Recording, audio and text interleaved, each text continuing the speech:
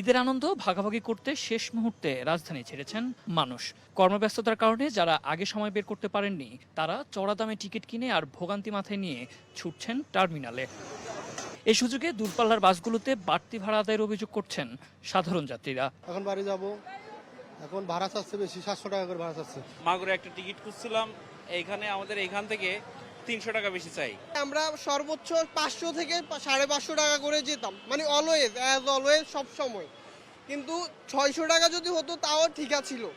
এখন আমরা দেখতেছি যে টোটালি জনপ্রতি 700 টাকা করে নিতে হচ্ছে। বাড়তি ভাড়া আদায়ের এমন অভিযোগ বরাবরের মতোই অস্বীকার করছেন পরিবহন সংশ্লিষ্টরা। তাদের দাবি সরকার নির্ধারিত চার্ট মেনেই টিকিট বিক্রি করছেন তারা। কোনো বেশি নেওয়া হচ্ছে না, আগের রেডি 600 টাকা বিজনেসে, 700 টাকা স্লিপারে নেওয়া হচ্ছে। যাত্রীরা গাড়িতে আছে, চাইলে আপনি সরাসরি যাত্রীদের কাছে জিজ্ঞাসা করতে পারেন। শেষ মুহূর্তে কমলাপুর রেল স্টেশনেও ছিল ঘরমুখো মানুষের উপচে পড়া ভিড়। নানা ঝক্কি ঝামেলা শেষে ট্রেনের দেখা পেয়ে উচ্ছ্বাস প্রকাশ করেন যাত্রীরা। আমার বাবু খুবই খুশি, মানে দেশে যাওয়ার জন্য এই মুহূর্তে টিকিট পাইছে, যে এটাই আল্লাহর কাছে অনেক ধন্যবাদ। আজকে টিকিট আর 7 টিকিট পাইছি, তারপরে অনেক কষ্ট হয়েছে, কষ্ট হলে তো যাইতে হবে। আলহামদুলিল্লাহ ভালোই লাগছে। ঈদ তো মনে করেন গ্রামের বাড়িতে করলে সবার সাথে ভালোই লাগে। আসলে খুবই ভালো লাগতেছে যে স্পেশালি ট্রেনের টিকিটটা পেয়েছি।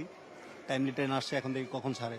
রাতে কমলাপুর রেল স্টেশনের সার্বিক পরিস্থিতি ও যাত্রীদের নিরাপত্তা ব্যবস্থা ঘুরে দেখেন রেল সচিব। কথা বলেন যাত্রীদের সঙ্গে। ওভারঅল ভালো ছিল, কিন্তু যেটা আমরা জানি যে আসলে গতকালকে এবং গত পরশু বিকেল থেকে খুব এক্সট্রিম চাপ ছিল, যেটা আপনারা জানেন গার্মেন্টস ছুটি হয়, সেই সময়টুকু আমাদের হিমশিম খেতে হয়েছে।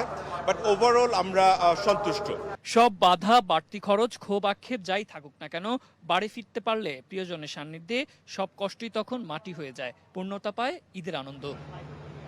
সাদ আহমেদ, দেশ টিভি, ঢাকা।